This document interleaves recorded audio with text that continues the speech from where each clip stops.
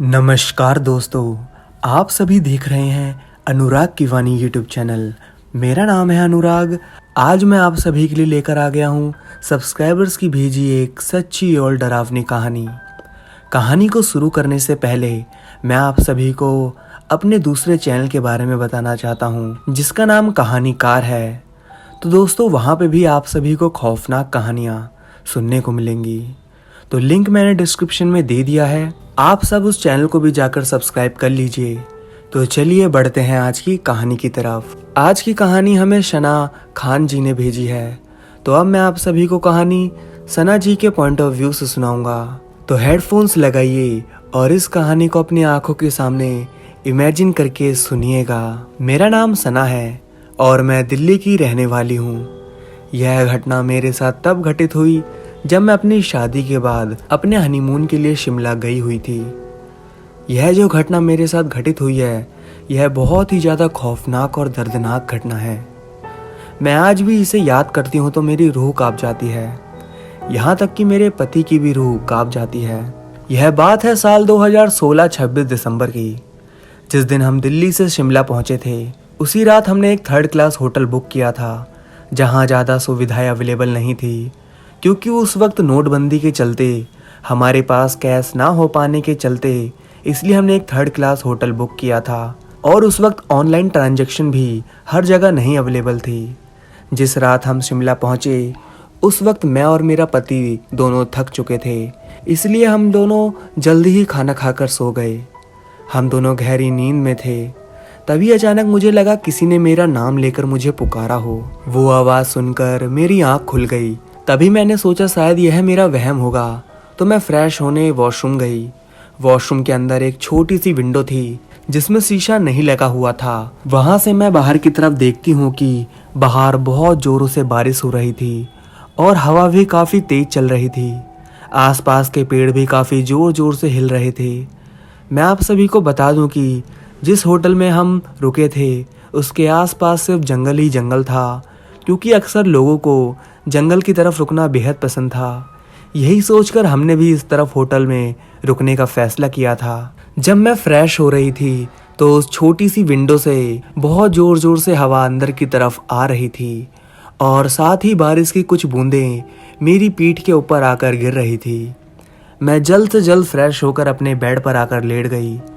मैं आधे घंटे से सोने की कोशिश कर रही थी, पर मुझे नींद नहीं आ रही थी। मेरे पति भी गहरी नींद से सो रहे थे। मुझे कुछ समझ में नहीं आया तो मैं अपना फ़ोन चलाने लगी।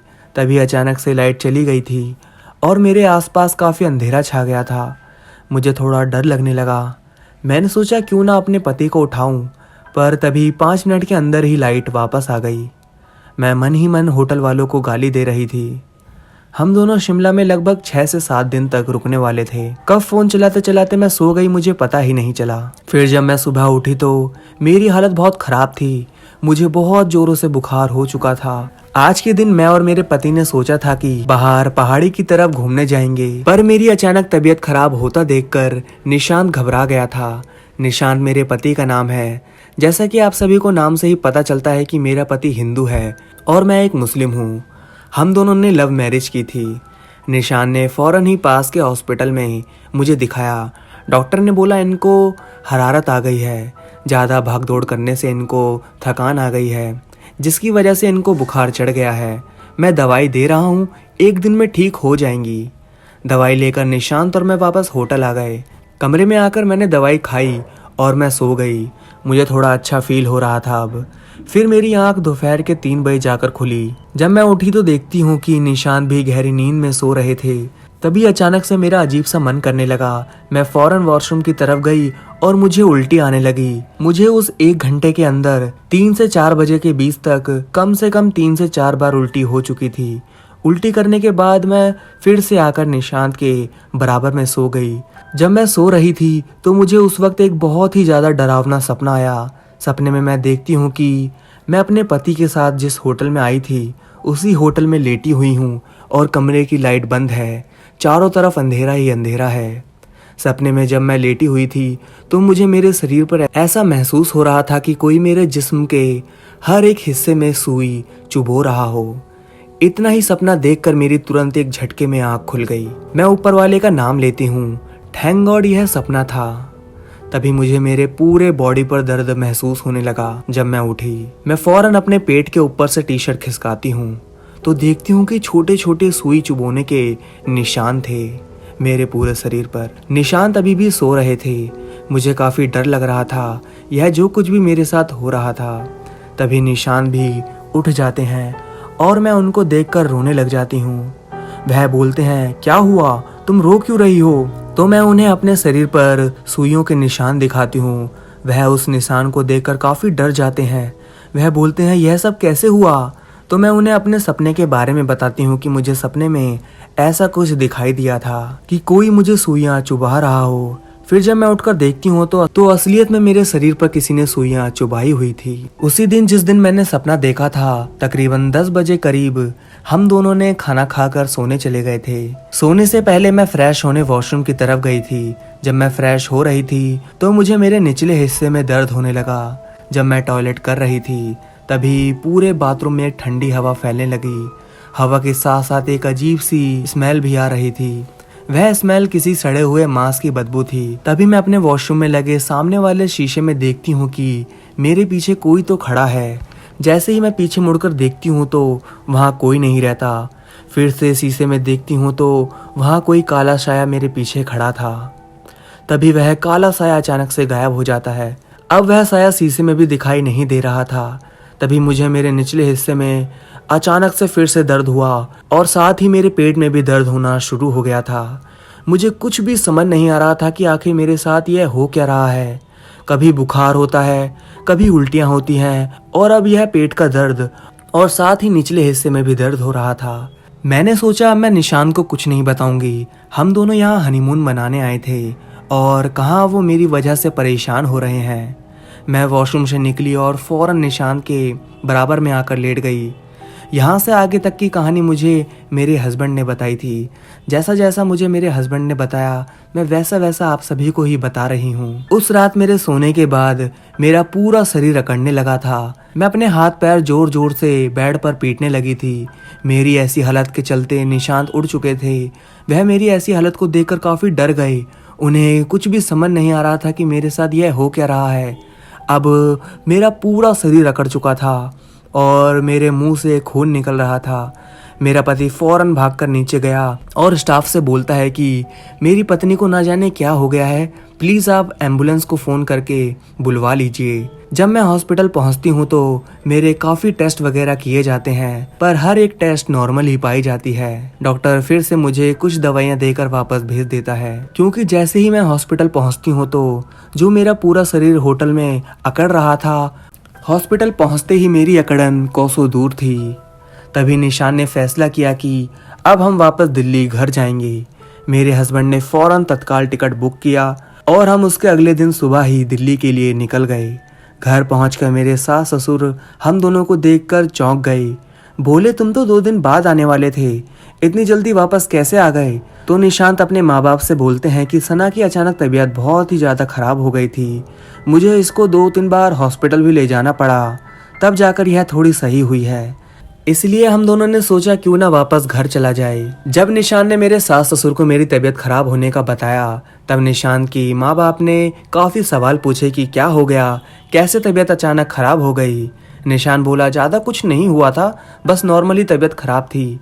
फिर उसके बाद किसी ने भी उस बात को इतनी अहमियत नहीं दी। दिल्ली में 2-3 दिनों तक सब कुछ नॉर्मल रहा, पर जब भी मैं टॉयलेट या बाथरूम में जाती थी और वहाँ से लौट कर आती थी तो मुझे ना जाने क्यों उल्टियाँ होने लग जाती थी। ऐसा एक बार नहीं, हमेशा होने लगा था।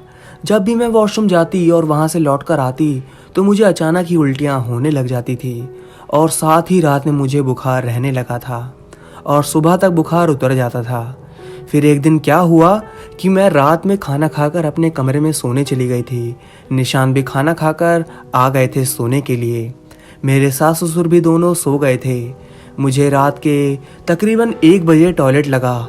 मैं जैसे ही वॉशरूम में गई मुझे अजीब सा महसूस होने लगा, साथ ही मुझे सड़े हुए मांस की भी बदबू आ रही थी। तभी मैं फ्रेश होकर जल्दी से अपने रूम में आ गई सोने के लिए। निशान भी उठ चुके थे। उन्होंने मुझसे पूछा, क्या हुआ, कहाँ गई थी? मैंने बोला मैं बाथरूम गई थी और मैंने उन्हें वॉशरूम में उस सड़े हुए मांस की बदबू के आने की बात बताई। फिर निशान भी वॉशरूम में जाकर चेक करने के लिए गए, पर वापस आकर मुझसे कहते हैं कि वहाँ तो किसी भी तरह की गंदी बदबू नहीं आ रही है, उल्टा टॉयलेट फ्रेशनर की खुशबू आ रही है। निशान बोलते हैं यह तुम्हारा वहम है, तुम सो जाओ। अब हम दोनों लेट चुके थे, तभी अचानक से मेरा पूरा शरीर ठंड की वजह से कांपने लगा और साथ ही पूरा शरीर अकड़ने भी लगा था और साथ ही मैं अजीबोगरीब आवाजें निकाल रही थी। मेरी आवाज सुनकर निशांत उठ गए। उन्होंने मुझे देखा तो वह डर गए। मेरा पूरा शरीर अकड़ चुका था। निशांत जोर जोर से चिल्लाने लगे। निशांत की आवाज सुनकर मेरे सास ससुर भी हमारे कमरे में आ गए। वह लोग मेरी ऐसी हालत देखकर काफी घबरा गए और निशांत से बोलने लगे कि आखिर इससे हो क्या रहा है। निशांत ने शिमला की सारी बात बताई कि होटल में मेरे साथ क्या क्या हुआ था। मेरी सास ने जब निशांत की पूरी बात सुनी तो तब उन्हें लगा कि मेरे ऊपर कोई ऊपरी साया है। फिर अगले ही दिन मेरी सासू ने मुझे किसी बाबा को दिखाया जो झाड़ फूक किया करते थे। हमारी पूरी फैमिली उन बाबा के पास गई थी।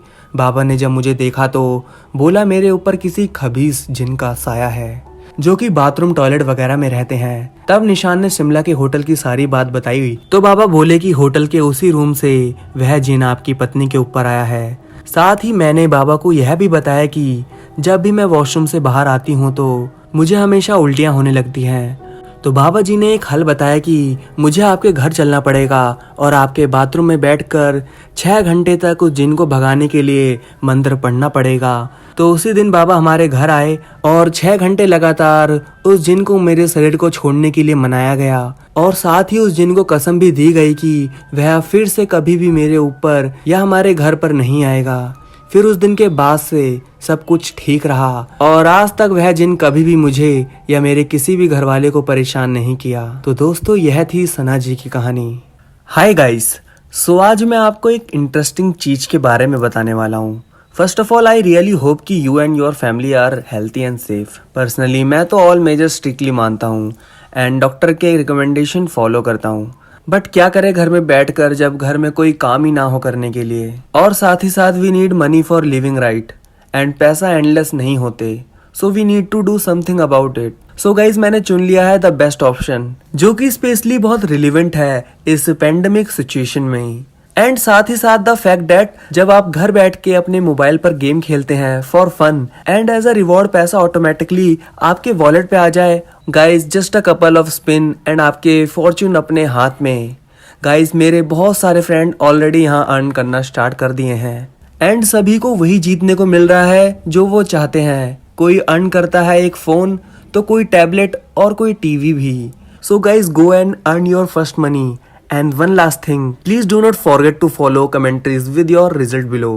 Good luck to all. तो चलिए दोस्तों आज की दूसरी कहानी सुनते हैं। मेरा नाम आकाश है और मैं मनाली में रहता हूँ अपनी मौसी के पास और वहीं जॉब करता हूँ। मुझे होटल से काम से बाहर जाना होता रहता है। मेरे बॉस ने मुझे बोला कि आकाश तमिलनाडु और ऊटी जाओ, देखो वहाँ के होटल कैसे और क्या सर्विस है वहाँ की। तो हम 4 दोस्त थे साथ में, राहुल, अंकुश, विशाल और मैं। हम सब मज़े में जा रहे थे और हम सब ने ड्रिंक भी की हुई थी। जब हम NH 46 पर पहुँचे तो हमने एक शॉर्ट रास्ता लिया था बारिश की वजह से और ठंड भी बहुत लग रही थी। पहले मेरा फ्रेंड राहुल गाड़ी चला रहा था, फिर उसने एकदम से गाड़ी रोक दी। मैंने बोला क्या हुआ, गाड़ी क्यों रोक दी? वो बोला भाई आगे कुछ दिख रहा है मुझे। मैंने बोला साले पागल है क्या, ज़्यादा ही चढ़ गई है, ला मैं गाड़ी ड्राइव करता हूँ। वो साइड में आकर बैठ गया। वो चुप हो गया, एकदम बोला भाई गाड़ी यहीं रोक दो, सब वापस चलते हैं दूसरे रास्ते से। पर हमने उसकी नहीं सुनी और जब मैंने देखा मेरी सारी ड्रिंक उतर गई सच में। कैसे भी करके हम वहाँ से भागकर तो आ गए, पर 3 दिन तक वो सपने में आती रही हम सबके। फिर सुबह हमने होटल के पास में जो कॉलोनी थी वहाँ गए और फिर वहाँ के बारे में पूछा तो बताया कि वो रास्ता बहुत सालों से बंद है, कोई नहीं जाता वहाँ पर। बोलते हैं वहाँ पर एक लड़की है जो किसी को आगे नहीं जाने देती है, अपने साथ ले जाती है। वहाँ के लोगों ने बताया था कि उस लड़की के पापा ने उसे मारकर वहाँ गाड़ दिया था। फिर उसके कुछ दिनों बाद गाड़ी से वहाँ जाने वाले लोगों को वह लड़की दिखने लगी। उसके बाद उस लड़की ने अपनी पूरी फैमिली को भी उस रोड पर मार दिया था। क्योंकि वो लड़की घर से भागकर शादी करने वाली थी अपने बॉयफ्रेंड के साथ और उसके पापा को पता चल गया था कि वो प्रेग्नेंट है, इसलिए मारकर वहीं दफना दिया था। हमारी किस्मत अच्छी या वाहिगुरु हमारे साथ थे, हम बच गए। मैं आप सभी को उस रोड पे दिखाई देने वाली लड़की की वीडियो दिखाना चाहता हूँ। स्क्रीन पर अब वो वीडियो चल रही है।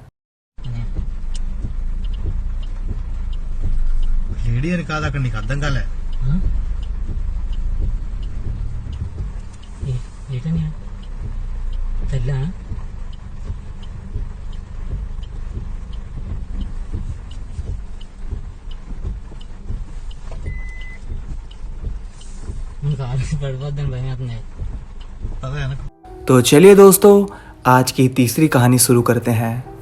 हाँ, मैं उस रात शमशान में गया था। मैं देखना चाहता था कि तांत्रिक शमशान घाट में क्या करते हैं। मैंने यह भी सुना था कि कुछ तांत्रिक पूर्ण रूप से नग्न अवस्था में रात में शमशान घाट पर अपना तंत्र सिद्ध करते हैं। मैंने यह भी सुना था कि भूत प्रेत वहाँ रात में मंडराया करते हैं और उनकी आत्माएं इधर उधर भटकती हुई हवा में तैरती हुई दिखती है। और मैंने यह भी सुना था कि अगर कोई इन आत्माओं को सिद्ध कर ले, इन भूत प्रेतों को सिद्ध कर ले और सिद्धियां प्राप्त कर ले, तो वह कुछ भी कर सकता है, बहुत तरह के चमत्कार कर सकता है। किसी इंसान को जानवर बना सकता है, जानवर को इंसान बना सकता है, मुर्दों में जान फूंक सकता है, मरे को जिंदा कर सकता है और अपने तंत्र मंत्र से किसी जिंदा इंसान को मार भी सकता है। अजीबोगरीब उल्टे सीधे ख्याल मेरे दिमाग में आते थे और कुछ तांत्रिक मुझे डराते भी थे कि अगर रात में शमशान में जाओगे तो जिंदा नहीं वापस आ पाओगे। ये भूत प्रेत और तांत्रिक शक्तियाँ तुम्हारे रक्त को निचोड़ लेंगी, हार्ट अटैक हो जाएगा तुम्हारा, धड़कनें बंद हो जाएंगी तुम्हारी। ठीक है, स्वीकार है मुझे चैलेंज। मैंने खुद से यह बात कही और अपने दिल को मजबूत कर शमशान पहुंच गया। रात के 12 बजे वहां पहुंचने पर मैं डरा हुआ था, लेकिन एक जुनून था, मैं डरूंगा नहीं और आज पूरी रात शमशान में ही बिताऊंगा। जो होगा देखा जाएगा। लेकिन कुछ चीज़ें अपने बस में नहीं होती हैं। मैंने अपनी धड़कनों से नहीं कहा था कि तुम इतनी तेज़ी से धड़कना शुरू कर दो कि मुझे सुनाई दे, मगर फिर भी वो इतनी तेज़ी से धड़क रही थी कि मुझे अपनी धड़कन सुनाई दे रही थी। धक धक धक। मैं जब रात के 12 बजे शमशान घाट पहुंचा, मुझे वहां एक बाबा जी मिले, बिल्कुल नग्न अवस्था में। उन्होंने मुझसे कहा, तू यहाँ क्यों आया है? अरे भाग जा यहाँ से। मैंने कहा, क्यों भागूं? उसने कहा, मर जाएगा। मैंने कहा, मेरी मृत्यु का समय निर्धारित है, उसके पहले मैं कैसे मर सकता हूँ? उसने कहा, तो ठीक है, उतार दे तू भी सारे कपड़े और फिर देख यहाँ का तमाशा। मैंने देखा उस बाबा की आंखों में एक अजीब सी चमक थी, एक अजीब सा आकर्षण था, एक अजीब सा सम्मोहन था। मैंने यंत्रवत अपने सारे कपड़े उतार दिए। सर्दी का मौसम था, दिसंबर का महीना, ठंड कड़ाके की थी, लेकिन अजब आश्चर्य, मैंने सारे कपड़े उतार दिए, फिर भी मुझे ठंड नहीं लग रही थी। उस बाबा के गले में न जाने कैसी कैसी मालाएं थी। उसने एक माला मेरे को भी पहना दी। मैं डरा और उससे बोला, मैं माला नहीं पहनूंगा। उसने कहा, ठीक है, तू उतार दे इस माला को। लेकिन मैं उसे उतार नहीं सका। विचित्र बात थी कि मैंने 2-3 बार कोशिश की उस माला को उतार कर फेंकने की, पर उतार ना सका। फिर उसने कहा, बैठ जा यहीं पर। मैं बैठ गया और तब उसने मेरे को एक मंत्र जाप करने के लिए कहा। मंत्र आसान था, मैंने जपना शुरू किया। सोचा देखूं क्या होता है। जब मैंने मंत्र को जपना शुरू किया तो मेरी आंखें अपने आप अचानक बंद हो गई और बहुत सी आत्माओं के चीखने चिल्लाने की आवाज़ें आने लगी। विचित्र आवाज़ें थी, ऐसा लग रहा था जैसे वो तड़प रही हो। कोई जिंदा आग में जलकर तड़प रहा था तो किसी के जिस्म में चाकू घुसा हुआ था और वो चीख रहा था। उनके चेहरे बड़े भयानक हो गए थे। फिर मैंने तेजाब से जलती हुई बलाएं भी देखी जो बहुत बुरी तरह तड़प रही थी। इतना दर्दनाक मंजर, बहुत मुश्किल हो रहा था मुझे यह सब देखने में। मैंने सोचा कि मैं अपनी आंखें बंद कर लूं। फिर मेरे को ध्यान आया कि मेरी आंखें तो पहले से ही बंद हैं। उफ, यह क्या हो रहा है? इन बंद आंखों से यह सब दृश्य मैं कैसे देख रहा हूँ? तभी एक दृश्य देखकर मैं दहल गया। कुछ अधकटे जिस्म जो ना जिंदा थे ना मुर्दा, उन्हें बहुत जानवर और पक्षी नोच नोच कर खा रहे थे और वो चिल्ला रहे थे, बचाओ बचाओ, पर उन्हें बचाने वाला कोई ना था। बहुत से जानवर भी दर्द से बिलख रहे थे। उनमें से किसी के पाँव नहीं थे, उनमें से किसी के एक पाँव नहीं थे, किसी के 2 पाँव नहीं थे और किसी के 4 पाँव कटे थे। वो सब घायल अवस्था में थे। मुझे ऐसा लगा जैसे पानीपत की लड़ाई हुई हो, कारगिल का युद्ध लड़ा गया हो या महाभारत का युद्ध हुआ हो और उसमें तमाम योद्धा घायल अवस्था में हो। गिद्ध, चील, कौवे उन्हें नोच रहे हो। इस खौफनाक मंजर को देखकर मैं पागल होने लगा कि यह सब मुझे क्यों दिख रहा है। अचानक एक भीमकाय पुरुष 20-25 इंसानों को अकेले उठाकर लाता हुआ मेरे को दिखा। मैं हैरत में पड़ गया, इतने सारे इंसानों को इसने अकेले कैसे पकड़ रखा है। तभी एक अग्नि का विशाल दवानल मुझे नजर आने लगा कि उसने उन सभी को जिंदा उस अग्नि के दवानल में फेंक दिया और वो सभी तड़पने लगे, चीखने लगे, चिल्लाने लगे। मैं पागल हो गया, आखिर यह मैं क्या देख रहा हूँ। फिर मैंने बड़ी कोशिश की अपनी आंखें खोलने की, लेकिन मेरी आंख भी नहीं खुल रही थी। सब कुछ बड़ा भयानक था, अनोखा था, विस्मय से भरा था, क्योंकि यह सब कुछ मैं अपनी बंद आंखों से देख रहा था और लाख कोशिश करने के बाद भी मेरी आंखें खुल नहीं रही थी। पूरे 3 घंटे तक यह भयानक दर्द भरा मंजर मेरी आंखों के सामने आता रहा, जाता रहा। इसके बाद एक भद्र पुरुष मुझे आता हुआ दिखाई दिया। वो बिल्कुल मेरे समीप आ गया। उसने मुझसे कहा, देख लिया तूने, ऐसा ही होता है मृत्यु के बाद उन लोगों का जो दूसरों को दर्द देते हैं, दूसरों को तकलीफ देते हैं, किसी की हत्या करते हैं, निरपराधों को मारते हैं, देश में आतंक मचाते हैं, निहत्तों पर गोलियां बरसाते हैं। मौत तो हर इंसान की होली है, पर इन बेरहम राक्षसों की भी बहुत बुरी मौत होती है, बहुत बुरी सजा मिलती है उन्हें, बहुत दर्दनाक होता है मौत के बाद उनका अंजाम। यह मंजर इसलिए तुम्हें दिखाया मैंने कि सुधर जा अब से तू। अगर तेरे दिल में कोई पाप है तो छोड़ दे उन पापों को, छोड़ दे उन गलत रास्तों को और छोड़ दे किसी को कष्ट देने का ख्याल भी दिल में लाने का। अगर किसी निरपराध की जान लेने की सोचता है तू, तो देख कि बाद में ऐसे लोगों का क्या अंजाम होता है। लेकिन ईश्वर के नाम में बड़ी ताकत है, मैं वह ताकत भी तुझको दिखाना चाहता हूँ। चल और हरिओम हरिओम का जाप कर। उसके कहने पर हरिओम हरिओम का जाप करने लगा और थोड़ी देर में ही मैंने देखा कि उनके सारे दुख दर्द एक एक करके दूर होने लगे। उनके लबों पर मुस्कुराहट आने लगी, शायद उन्हें उनके पापों से मुक्ति मिलने लगी है। आसमान रोशनी से भरने लगा है, चांद सितारे जगमगाने लगे हैं, कुछ परियां नाचने और गाने लगी हैं, माहौल खुशनुमा होने लगा है। तब उस भद्र पुरुष ने मुझसे कहा, देख तेरे अच्छे कर्म सिर्फ तुझको ही नहीं गुनाह से बचाएंगे, बल्कि उनको भी दर्द और पीड़ा से राहत देंगे जो तड़प रहे हैं, जो मर रहे हैं, पर उनके हाथ में कुछ नहीं है। लेकिन एक संत जैसा इंसान उन्हें उनकी पीड़ा से बचा सकता है, उनके दुख दर्द को कम कर सकता है। इसलिए हर संतों को भगवान से भी ज़्यादा मानते हैं, क्योंकि जहाँ संतों की कृपा होती है वहाँ से बुराई खत्म हो जाती है, इंसान के दर्द दूर हो जाते हैं, उनके विचारों में परिवर्तन आ जाता है। और सुन, ये तंत्र मंत्र की विद्या भी दूसरों के कल्याण के लिए ही होती है, और जो इस विद्या को सिद्ध कर दूसरों का अहित करते हैं, उनकी जान लेते हैं, उनकी भी ऐसी ही दुर्गति होती है। यह कहते हुए वह भद्र पुरुष गायब हो गया। रात बीत चुकी थी, सुबह के 4 बजने को थे। मैं हरिओम हरिओम का जाप अब भी कर रहा था। कुछ देर के बाद ही मेरी आंख खुल गई। मैंने देखा वो तांत्रिक यहाँ नहीं था, वहाँ कोई नहीं था, सिर्फ मैं था अकेला, और वह माला भी इस वक्त मेरे गले में नहीं थी। मैंने इधर उधर चारों ओर देखा, फिर मैंने अपने वस्त्र पहने और वापस अपने घर आ गया, एक सीख लेकर कि बुराई का अंजाम बहुत बुरा होता है।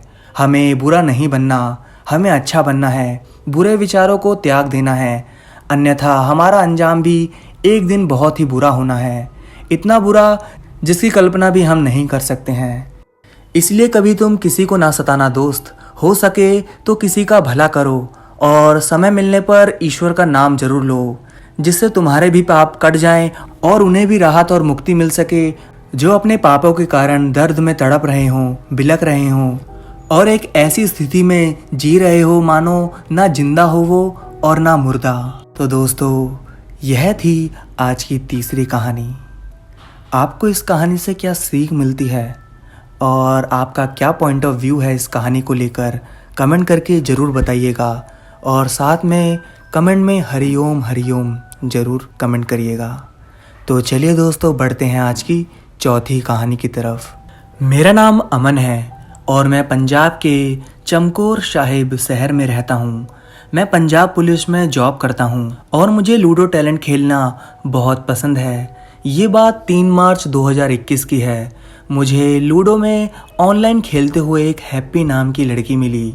मैं थोड़े ही दिन में बहुत अच्छा फ्रेंड बन गया था उसका। मेरी नाइट ड्यूटी थी, इसलिए पूरी रात हम दोनों बात करते रहते थे। वो हैप्पी नाम की लड़की राजस्थान के अजमेर शहर की रहने वाली थी। धीरे धीरे हमें एक दूसरे से गेम में ही प्यार हो गया, पता ही नहीं चला। जब मैं उससे शादी या मिलने का बोलता तो वह बहाना मार देती थी। मुझे लगा शायद वो मेरे साथ टाइम पास कर रही है, पर वो सारा दिन मेरे साथ ही कॉल पर रहती और वीडियो कॉल भी करती रहती थी। पर साथ ही मैंने आज तक उसकी फैमिली को भी नहीं देखा था और ना ही कभी कॉल पर उसकी फैमिली की किसी भी मेंबर्स की आवाज़ सुनी थी। जब भी मैं उसकी फैमिली के बारे में पूछता तो वह बात को घुमा देती थी। धीरे धीरे टाइम निकलता रहा, सब कुछ सही चल रहा था। 1 मंथ के बाद एक दिन उसने मुझे बोला मिलने के लिए। मैंने बोला कहाँ और कब कैसे मिलना है। हालांकि उस दिन मैं अपने घर पर अकेला था। मैंने उसे नहीं बताया था कि आज मैं अपने घर पर अकेला हूँ, पर वो सामने से बोली तू तो आज घर पर अकेला है, तो मैं आज आ जाती हूँ तेरे से मिलने तेरे घर पर। ये सुनकर मैं सोच में पड़ गया कि इसे कैसे पता चला कि मैं घर पर अकेला हूँ। हालांकि मैंने इस बात को हल्के में लेकर छोड़ दिया। मैंने मजाक में बोला कि आ जाओ। वह बोली मैं तुम्हारे घर के बाहर ही खड़ी हूँ, डोर ओपन करो। मैंने बोला क्या मजाक है, तुम राजस्थान में रहती हो और मैं यहाँ पंजाब में, नॉट पॉसिबल। उसने तभी बोला गेट तो खोलो। तभी मेरे बोलने से पहले ही डोर बेल बजी। मैंने डोर ओपन किया तो वही लड़की मेरे गेट पे खड़ी थी। जब मैंने उसको अपने गेट पर देखा तो मैं चौंक गया। ना तो मैंने उसको अपने घर का एड्रेस दिया था, तो वह मेरे घर कैसे आ सकती है। मैंने उससे पूछा तो वह हंसते हुए बोली कि मैं किसी को भी ढूंढ सकती हूँ। मुझे अजीब लगा। मैंने बोला मेरे घर वाले कल आ जाएंगे, उनको क्या बोलूँगा कि तुम कौन हो। तो वह बोली कि मैं संभाल लूँगी उनको। मैंने उसको अंदर बुला लिया और चाय पानी पीते पीते हम बात करने लगे। रात के 8 बज गए। उसने बोला कि तुम्हें आज ड्यूटी पर नहीं जाना है क्या। मैंने उसको बोला कि आज मैंने ड्यूटी से छुट्टी ली है। फिर रात में सोते वक्त मैंने उससे बोला तुम दूसरे रूम में सो जाओ, मैं इधर सो जाता हूँ। तभी वह बोली नहीं, मैं तुम्हारे साथ ही सोऊंगी। फिर हम दोनों एक साथ ही एक ही रूम में सो गए। सब कुछ ठीक चल रहा था। रात को ड्यूटी पे जागने की वजह से मुझे नींद नहीं आ रही थी। मैंने उसको देखा तो वो सो गई थी। मैं फिर एक फ्रेंड के साथ लूडो खेल रहा था। मैंने ये बात अपने फ्रेंड्स को बताई, पर किसी ने मेरी बात पर यकीन नहीं किया और बोले कि लूडो वाली लड़की तेरे घर कैसे आ सकती है। मैं भी सोच में पड़ गया। देखते ही देखते 3 बज गए। मुझे नींद आ गई। 7 बजे सुबह मेरी आँख खुली तो मैं देखता हूँ कि मेरे सारे कपड़े फटे हुए हैं और हाथ पैरों पर काटे जाने के निशान थे। मैंने देखा वो लड़की रूम में नहीं थी।